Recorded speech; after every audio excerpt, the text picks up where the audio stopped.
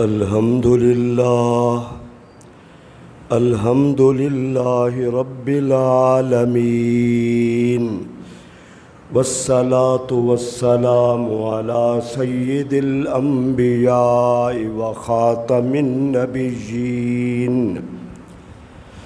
الذی کان نبیا وآدم بین الماء والتین وعلى آلہ الطیبین واصحابہ الراشدین اما بعد فاعوذ باللہ من الشیطان الرجیم بسم اللہ الرحمن الرحیم یا ایہا الذین آمنوا اذکروا اللہ ذکرا کثیرا وسبحوہ بکرۃ واصیلا قال اللہ تبارک وتعالی فی مقام آخر ولذکر اللہ اکبر قال اللہ تبارک وتعالی فی مقام آخر الذین یذکرون اللہ قیاما وقعودا وعلی جنوبہم ویتفکرون فی خلق السماوات والارض رب اشرح لی صدری ویسر لی امری واحلل عقدۃ من لسانی یفقہوا قولی قال اللہ تبارک وتعالی فی شان حبیبہ مخبرا وآمرا ان اللہ وملائکتہ یصلون علی النبی یا ایہا الذین آمنوا صلوا علیہ وسلموا تسلیما اللہم صل علی سیدنا ومولانا محمد وعلی آل سیدنا واصحاب سیدنا ومولانا محمد وبارک وسلم وصلوا علیہ صلاۃ وسلاما علیک یا سیدی یا رسول اللہ وعلی آلک واصحابک یا سیدی یا حبیب اللہ الصلاۃ والسلام علیک یا سیدی یا رحمۃ للعالمین وسلم علیک وعلی آلک واصحابک یا سیدی یا خاتم النبیین۔ اللہ رب العزت کی حمد و ثنا حضور نبی رحمت شفیع امت جان کائنات خاتم النبیین صلی اللہ تعالی علیہ وسلم کی ذات اقدس پر درود و سلام عرض کرنے کے بعد دعا ہے اللہ رب العالمین ہم سب کو کثرت کے ساتھ خلوت و جلوت میں اپنا ذکر کرنے کی توفیق عطا فرمائے۔ یہ دن ویسے بھی اللہ کے ذکر کے دن ہیں۔ 9 ذی الحجہ سے 13 کے عصر تک یہ دن اللہ کے ذکر کے دن ہیں۔ کچھ اعمال ایسے ہیں جو مشکل ہیں، بندہ مومن کے لیے کوئی عمل مشکل نہیں ہے، پھر بھی کچھ اعمال جہاد ہے بظاہر مشکل ہے، پابندی سے نماز پڑھنا بظاہر مشکل ہے، مال و دولت خرچ کرنا بظاہر مشکل ہے، لیکن اعمال میں آسان عمل ایک ذکر بھی ہے۔ جس طرح اللہ سبحانہ تعالیٰ نے اپنے بندوں کو نماز، روزہ، حج، زکوٰۃ، قربانی، جہاد کرنے کا حکم دیا ہے، اسی طرح اللہ کریم نے اپنے بندوں کو اپنا ذکر کرنے کا بھی حکم دیا ہے۔ اعمال میں آسان، آپ اٹھتے بیٹھتے چلتے پھرتے گھر کی چار دیواری میں بیوی کے ہوتے ہوئے، بچوں کے ہوتے ہوئے، آپ اپنی دکان پہ گاہکوں کے ہوتے ہوئے، آپ پارک میں گئے دوستوں کے ساتھ ہوتے ہوئے، آپ اللہ کا ذکر کر سکتے ہیں۔ آپ اپنی گاڑی پہ بیٹھے ہیں، سفر بھی ہو رہا ہے اور اللہ کا ذکر بھی ہو رہا ہے۔ تو اعمال میں ایک عمل اللہ کا جو ذکر ہے، یہ بہت بڑا اہم ترین عمل ہے۔ توجہ سے سنیے گا، غور کیجیے اس پہ۔ اللہ ہماری زبانوں کو ذکر کی حلاوت سے مالا مال فرمائے۔ قرآن مجید کے جتنے بڑے احکامات ہیں ان کا خطاب یا ایھا الذین آمنوا سے ہے۔ ویسے خطاب یا ایھا الناس اے لوگوں بھی ہے، یا اہل الکتاب اے اہل کتاب یہود و نصارہ یہ بھی اللہ کا خطاب ہے، یا ایھا الکافرون یہ بھی اللہ کا خطاب ہے کفار سے۔ لیکن تمام خطابوں میں سے جو خوبصورت خطاب اللہ کا اپنے بندوں سے ہے وہ کیا ہے؟ یا ایھا الذین آمنوا، اے ایمان والو۔ تو جتنا بڑے احکامات ہیں کرنے کے بارے سے یا روکا گیا، شراب سے، سود سے، جن چیزوں سے روکا گیا ہے وہاں پر بھی یا ایھا الذین آمنوا ہے۔ اسی طریقے سے ذکر دیکھیں، یا ایھا الذین آمنوا اذکروا اللہ ذکرا کثیرا، اے ایمان والو اللہ کا ذکر کثرت سے کرو۔ حدیث طیبہ میں حضور نے ارشاد فرمایا تم اللہ کا ذکر اتنا کثرت سے کرو، اتنا زیادہ کرو، آہستہ بھی کرو اور بلند آواز سے بھی کرو کہ لوگ تمہیں دیوانہ کہیں۔ اس حدیث کی روح سے پوری دنیا میں آپ اس حدیث کو لیں، غور کریں، فکر کریں اور پھر عوام الناس کو دیکھیں جس میں حضور فرما رہے ہیں نا کہ لوگ تمہیں دیوانہ کہیں، تو پوری دنیا میں یہ حدیث طیبہ ہم اہل سنت پہ صادق آتی ہے۔ مساجد میں آپ یقین جانیں کئی دفعہ ہم جب اللہ کا ذکر کرتے ہیں تو بعض ہمارے احباب ہمارے پیچھے نماز پڑھ کے بیٹھے ہوتے ہیں، لیکن وہ اس انداز سے دیکھتے ہیں جیسے ہم نے کوئی بڑا جرم کر رہے ہو۔ قرآن میں تو اللہ فرما رہا ہے وَمَنْ أَظْلَمُ مِمَّنْ مَنَعَ مَسَاجِدَ اللَّهِ أَنْ يُذْكَرَ فِيهَا اسْمُهُ، اس سے بڑا ظالم کون ہے جو اللہ کی مسجدوں میں ذکر سے روکے، ذکر سے۔ صحابہ کرام رحمت عالم صلی اللہ علیہ وسلم نماز کے بعد اور ویسے ذکر کرتے اللہ اکبر، حضور کا پہلا جملہ ہوتا تھا سلام پھیرنے کے بعد استغفر اللہ 3 مرتبہ، یہ بھی اللہ کا ذکر ہے۔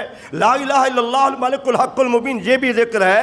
یا حی یا قیوم یہ بھی ذکر ہے۔ رسالت مآب سے کئی کلمات ذکر، اور رحمت عالم نے جس کلمے کو سب سے عظیم ذکر فرمایا ہے، غور کرنا، فرمایا افضل الذکر لا الہ الا اللہ۔ تمام اذکار میں جو سب سے زیادہ افضل ترین ذکر ہے وہ کیا ہے؟ لا الہ الا اللہ ہے۔ آپ پورا کلمہ پڑھیں، پنجابی جنہ گل انہ مٹھا، آپ 1000 مرتبہ پڑھتے ہیں لا الہ الا اللہ، اور 1 مرتبہ آپ نے پڑھ لیا لا الہ الا اللہ محمد رسول اللہ۔ آپ 1,00,000 مرتبہ پڑھتے ہیں لا الہ الا اللہ، اور 1 مرتبہ آپ نے پڑھ لیا لا الہ الا اللہ محمد رسول اللہ۔ آپ دیکھیں ذرا، اور اس پہ خوبصورت حدیث طیبہ ہے، اللہ اکبر، ذرا غور فرمائیں۔ حضور نے ارشاد فرمایا جس اپنے بچے کو یا بچی کو تم نے ابتداءً اللہ کا نام سکھا دیا، ہم ممی ڈیڈی یہ سکھاتے ہیں، نہیں بھائی، سب سے پہلے اللہ کا نام۔ تو پتہ ہے حضور نے کیا فرمایا؟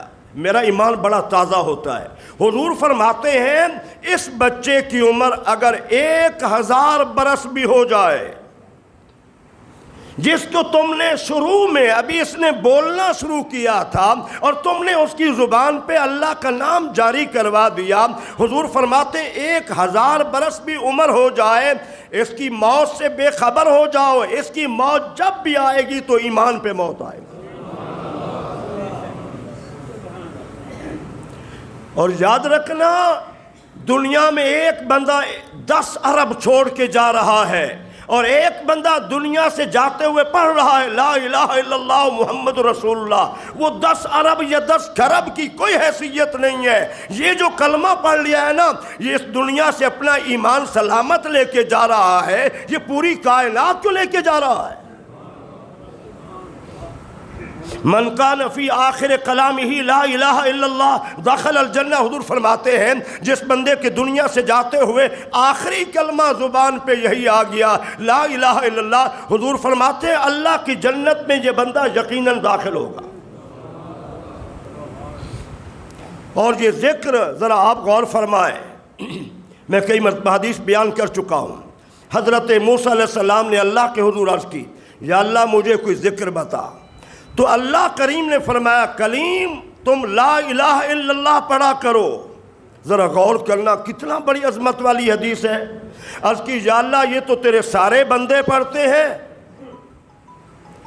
سارے بندے پڑھتے ہیں۔ عموماً آپ دیکھتے ہیں کہ بڑا آدمی جو ہے وہ پروٹوکول چاہتا ہے، بڑا آدمی پروٹوکول چاہتا ہے مجھے ملے، لیکن آپ ذرا غور فرمائیں، اللہ کریم نے فرمایا کلیم تجھے اس کلمے کی عظمت کا پتہ نہیں ہے۔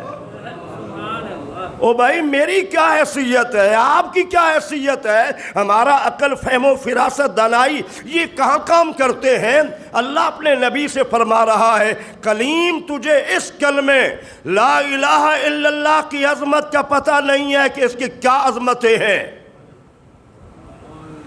ارشاد فرمایا اے کلیم ساتوں آسمان، ساتوں زمینیں اور پوری کائنات ایک پلڑے میں ہو، اور دوسرے پلڑے میں ایک کلمہ یہی رکھ دیا جائے تو ساری دنیا دوسرے پلڑے میں، ساری کائنات دوسرے پلڑے میں، اور یہ جو کلمہ اس کا وزن پھر بھی زیادہ ہو جائے گا۔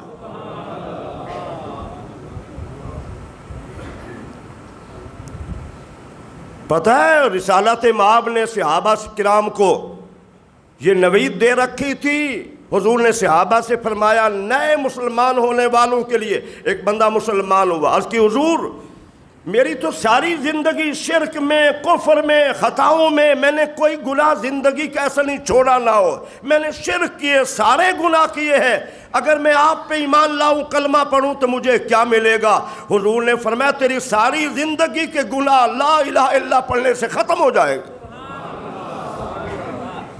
اللہ اکبر۔ صحابہ کہتے ہیں ہم نے اس کو دیکھا جو نیا مسلمان ہوا تھا، رسالت مآب نے جب اسے یہ بھی اشارت دی جب تو یہ کلمہ پڑھے گا اللہ تیرے سارے گناہ معاف کر دے گا۔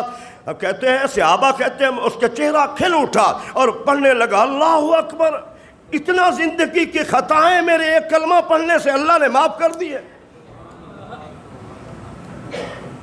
وہ بھائی ہم تو عادت بنا رہے ہیں، ہم تو عادت بنا رہے ہیں۔ کتنے لوگ ہیں آخری وقت ان کے منہ بند ہو جاتے ہیں، اللہ محفوظ فرمائے۔ اچھی موت کی تمنا کرنا یہ ضروری ہے، مشکلات میں مصائب میں نہیں، جب آپ پہ حالات اچھے نہ ہوں، پریشانی ہوں، گھر کی، بزنس کی، دوستوں کی، معاشرے کی، آپ کہیں موت آ جائے، نہیں، اس طرح موت مانگنی اسلام اجازت نہیں دیتا۔ ویسے آپ مستقل دعا کرتے ہیں اللہ مجھے شہادت کی موت دینا، اے اللہ مجھے ایمان کی سلامتی والی موت دینا، یہ دعا مانگتے رہیں۔ یہ ہمیں حدیث سے ملتی ہے، صحابہ کے طریقے سے ملتی ہے۔ پھر دیکھیں ذرا ذکر، رحمت عالم نے ارشاد فرمایا اگر تم میں سے کوئی بندہ جہاد نہیں کر سکتا، چھوٹا دل ہے، میدان جنگ میں کھڑا نہیں ہو سکتا، وہ اللہ کا ذکر کرے۔ حضور نے فرمایا تم میں سے کوئی بندہ مال رکھتا ہے لیکن حوصلہ نہیں ہے اللہ کے راستے پہ خرچ کرنے کا۔ بہت سارے لوگ دیکھتے ہم زندگی میں دیکھے ہیں، حوصلہ نہیں ہوتا اللہ کے راستے پہ خرچ کرنے کا۔ ارشاد فرمایا تم اللہ کا ذکر کرو۔ دو چیزیں سامنے آتی ہیں، یا تو اللہ کا ذکر بندے کو اتنا بہادر بنا دے گا کہ وہ بھی میدان جنگ میں کھڑا ہو جائے گا، اور یا تو ذکر یہ برکت دے گا کہ جو کنجوس ہے اللہ اسے ذکر کی برکت سے سخی بنا دے گا۔ کبھی ہم نے غور نہیں کیا، اللہ کا ذکر زبانوں پہ آ جانا. ہم کئی لوگ کہتے ہیں یار اس سے کیا فائدہ ہوگا. او بھائی ہم لیمو نام لیتے ہیں منہ میں پانی آ جاتا ہے. کئی چیزیں ہیں ان کا تذکرہ ہوتا ہے, سامنے پڑی ہوں, اس کے تذکرے سے منہ میں پانی آ جاتا ہے. کیا اللہ کے ذکر کی کوئی حیثیت نہیں ہے؟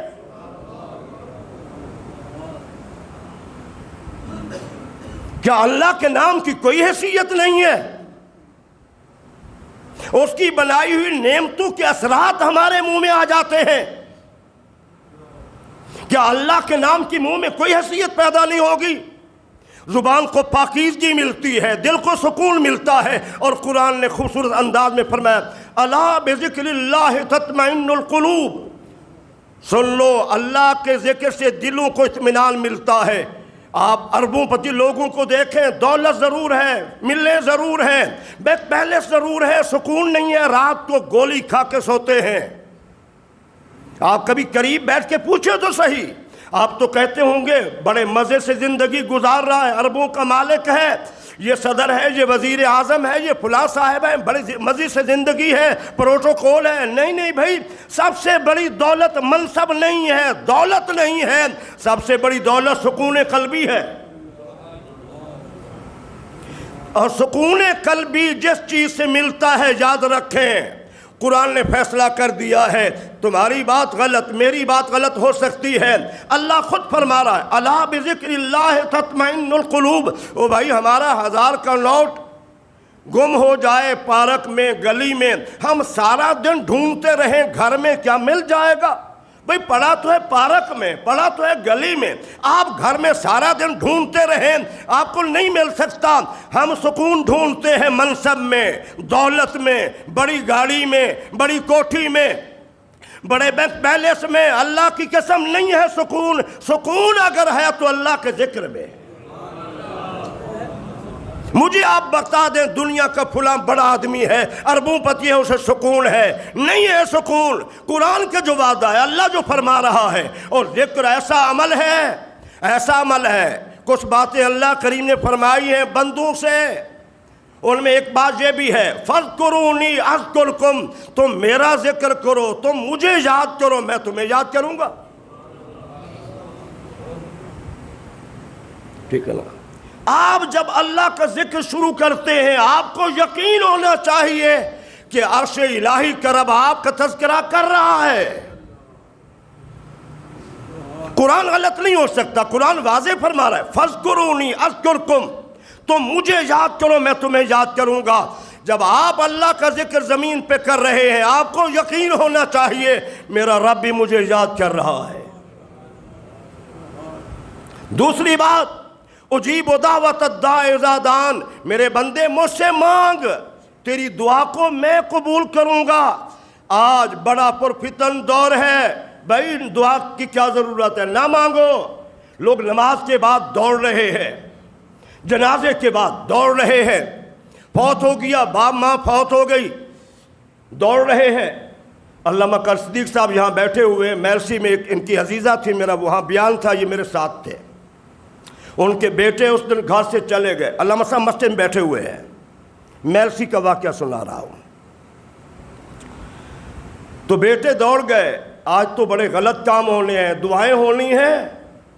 آپ ظلم دازا, او بھائی قرآن میں حدیث میں کہیں نہیں ہے کہ دعا کرنے سے کوئی ایک نقصان قرآن نے بیان کیا ہو, حدیث طیبہ میں رسالت مآب نے بیان کیا ہو. لیکن اللہ کی قسم, اللہ اس کے رسول نے دعا کے فائدے بڑے بیان کیے ہیں.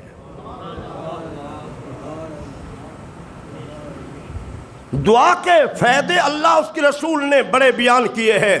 الدعاء نور السماوات والارض. حضور فرماتے ہیں دعا جو ہے آسمانوں اور زمین کا نور ہے. الدعاء يرد القضاء. دعا تقدیر الہی کو بدل ڈالتی ہے. رسالت مآب نے فرمایا امتی امت مرحومت تدخل قبورها من ذنوبها وتخرج من قبورها لا ذنوب عليها تمحص عنها باستغفار المؤمنین.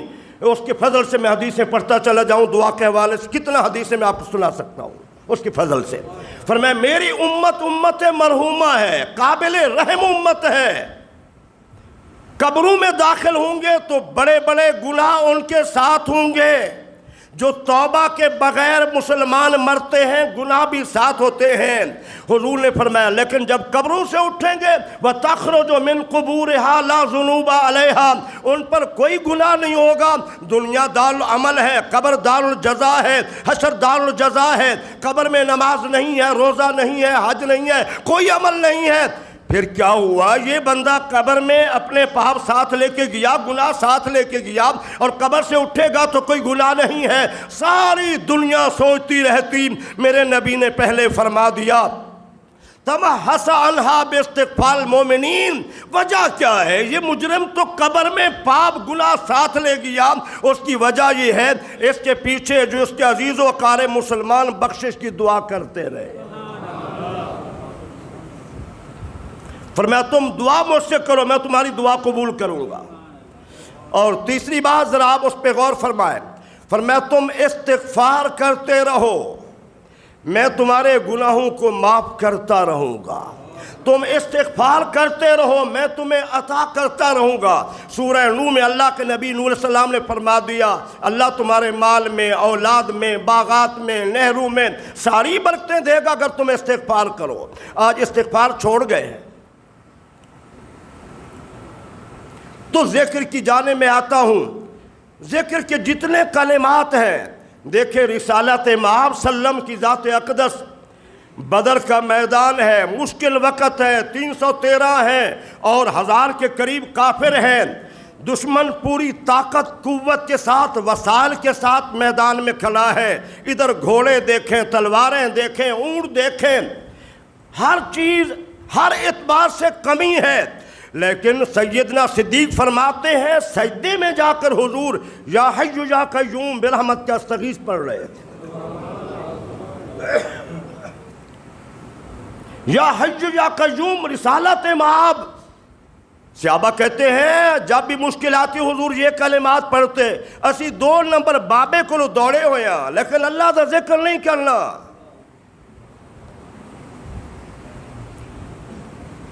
ہم تھانے کچہری کے چکر لگا رہے ہیں، ہم اللہ کے حضور عرض نہیں کر رہے، صدقہ خیرات کریں، اللہ کا ذکر کریں، اللہ کا ذکر کریں۔ اللہ کا ذکر بہت وَلَذِكْرُ اللَّهِ اکبر، اور اللہ کا ذکر بہت بڑی چیز ہے۔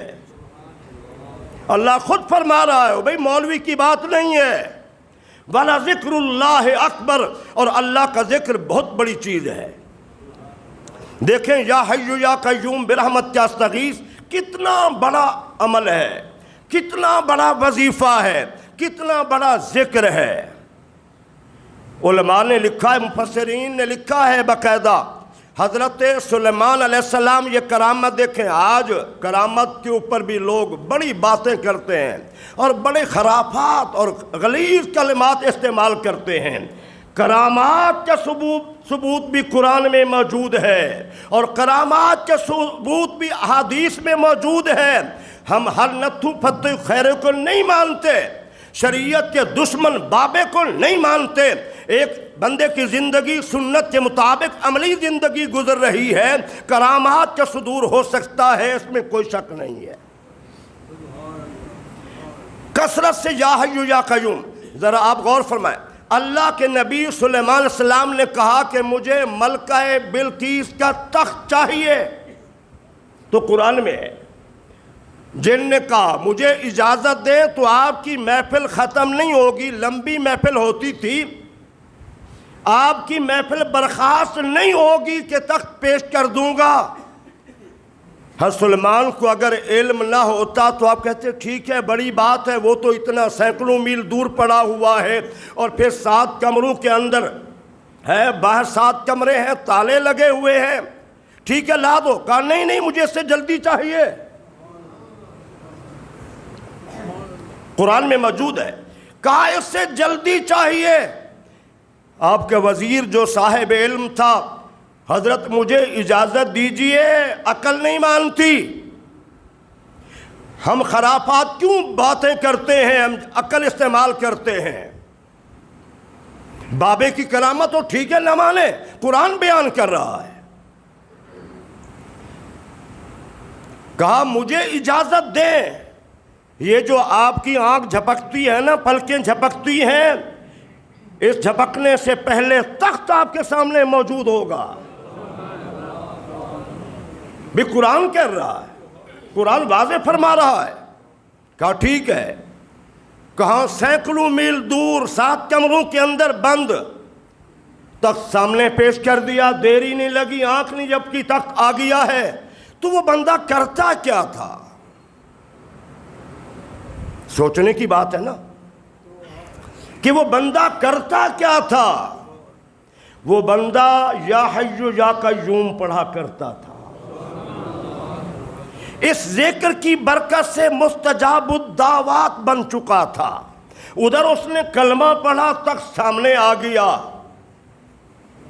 آپ ذرا غور کریں، وَلَذِكْرُ اللَّهِ اکبر، اور اللہ کا ذکر بہت بڑی چیز ہے، بہت بڑی چیز ہے۔ قرآن واضح فرما رہا ہے۔ تو میرے عزیزان گرامی، جو اللہ کا ذکر حضرت ابراہیم علیہ السلام کو لے کے جا رہے تھے آگ میں ڈالنے کے لیے، آپ کی زبان پر بھی تھا، حسبی اللہ و نعم الوکیل، مجھے اللہ کافی ہے اور اچھا کارساز ہے۔ بھئی اپنی زبانوں میں تاثیر پیدا کریں، ذکر کی برکات مسلم ہیں، اٹھتے بیٹھتے چلتے پھرتے۔ اور دیکھیں ذکر کی اہمیت کیا ہے۔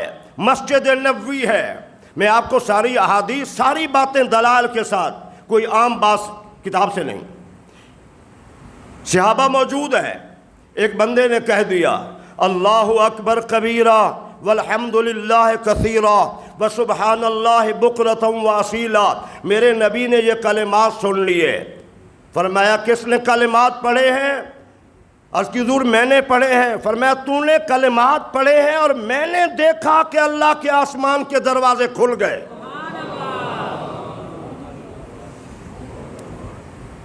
اللہ کے آسمان کے دروازے ان کلمات سے کھل گئے۔ اللہ اکبر کبیرہ والحمد للہ کثیرہ وسبحان اللہ بکرۃ واصیلا۔ فرمایا تم نے کلمات پڑھے ہیں اور اللہ کے آسمان کے دروازے کھل گئے ہیں۔ کیا کسی صحابی کو نظر آئے ہیں؟ نہیں آئے۔ میں صحیح حدیث عرض کر رہا ہوں، پوری ذمہ داری سے عرض کر رہا ہوں، اور پھر ہم سمجھے کہ ہمارا اور نبی کا نظام ایک جیسا ہے۔ نہیں بھائی، نہیں میرے بھائیوں، اللہ نے جو حضور کو شانیں دی ہیں ہمیں کیا پتا۔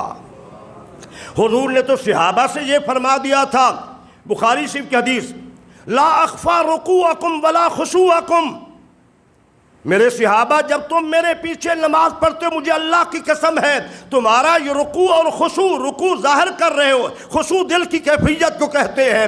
حضور فرماتے ہیں مجھے اللہ کی قسم ہے تمہاری کوئی بات مجھ سے مخفی نہیں ہے۔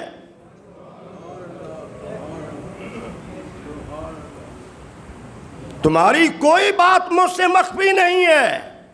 تو رحمت عالم نے فرمایا میں نے تمہارے کلمات سنے اور میں نے دیکھا تو اللہ کے آسمان کے دروازے سارے کھلے ہوئے تھے۔ کیا یہ ذکر نہیں ہے؟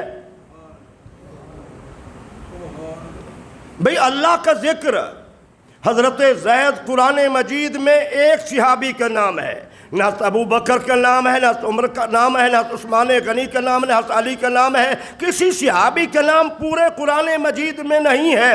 ہاں شان نزول آیات سے، احادیث سے الگ بات ہے، لیکن صراحتاً جیسے میرا یا آپ کا نام ہے، پورے قرآن مجید میں صرف حضرت زید کا نام ہے۔ فلما قضا زید، پر جب زید نے فیصلہ کر دیا، ایک صحابی کا نام ہے۔ یہ نکلے تھے سفر کرنے کے لیے، اس وقت اب رینٹ پہ گاڑی ملتی ہے، موٹر سائیکلیں، بڑی چھوٹی گاڑیاں ملتی ہیں، اس وقت گدے، خچر، اونٹ اور گھوڑا، یہ 4 چیزیں ملتی تھی۔ تو ایک سواری کے لیے خچر لیا، مالک نے کہا میں نے بھی ساتھ جانا ہے، وہ لے کے چل پڑا، راستہ بدل کے صحرا میں لے گیا۔ جب وہاں پہنچا اس نے کہا تیار ہو جاؤ، میں تمہیں قتل کرنا چاہتا ہوں۔ صحابی نے کہا، حضرت زید نے کہا مجھے اجازت دیجئے میں نفل پڑھ لوں۔ تو اور بھی کھوپڑیاں پڑی ہوئی تھی، اس نے کہا یہ سب پہلے یہ بھی پڑھا کرتے تھے، چلو نفل پڑھنے کے بعد اس نے کہا میں تمہیں قتل کرنا چاہتا ہوں یا ارحم الراحمین۔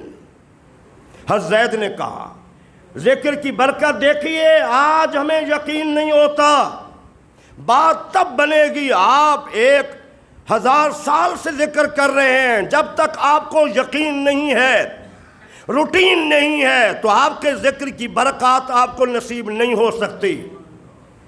زندگی کے میرے کئی واقعات ہیں، میں بیان وہ نہیں کر سکتا کہ آپ کہیں جی اپنے مفتی صاحب کرامتے ہیں، نہیں، اللہ مجھے محفوظ فرمائے، ورنہ میں آپ کو بتا سکتا ہوں ذکر کی برکات کیا ہے۔ یا ارحم الراحمین کہا، صحرا ہے تو آواز آئی اسے قتل نہیں کرنا، ڈاکو نے آگے پیچھے دائیں بائیں دیکھا، کوئی نہیں ہے، جب تسلی کر لی پھر کہا تیار ہو جاؤ میں تمہیں قتل کرنے لگا ہوں۔ حضرت زید نے پھر کہا یا ارحم الراحمین، پھر آواز آئی اسے قتل نہیں کرنا، اس نے پھر دائیں بائیں آگے پیچھے پورا مشاہدہ کیا، کوئی بندہ نظر نہیں آیا۔ تیسری مرتبہ اس نے پھر کہا تیار ہو جائیے میں تمہیں قتل کرنے لگا ہوں۔ جب یہ کہا تو صحابی نے کہا یا ارحم الراحمین، اے سب سے زیادہ رحم کرنے والے۔ یہ کلمات پڑھے تو ایک انسانی شکل میں فرشتہ تیز ترین، اور اس کے ہاتھ میں نیزہ ہے، اوپر آگ روشن ہے، ڈاکو کے سینے میں چبویا، وہ جہنم رسید ہو گیا۔ حضرت زید نے اسے پکڑ لیا، بھائی اس مشکل وقت میں صحرا میں آپ کیسے میری مدد کرنے کے لیے آ گئے؟ کہ میں اللہ کا فرشتہ ہوں۔ جب آپ نے پہلی مرتبہ کہا یا ارحم الراحمین تو میں 7ویں آسمان پہ تھا، جب دوبارہ آپ نے کہا یا ارحم الراحمین تو میں پہلے آسمان پہ آ چکا تھا، جب تیسری مرتبہ یا ارحم الراحمین کہا تو میں تمہارے سامنے پہنچ گیا۔ ٹھیک ہے، او بھائی ہماری مشکلات میں ہم نے کبھی ذکر کو تلاش ہی نہیں کیا، ذکر کا سہارا ہی نہیں لیا۔ انبیاء کرام نے، صحابہ کرام نے، اہل بیت اطہار نے، امت کے صالحین نے اللہ کا ذکر کیا ہے، اور ذکر میں اللہ کا ذکر ہوتا ہے۔ حضور نے فرمایا تم ذکر اس طرح کرو لوگ تمہیں دیوانہ کہیں۔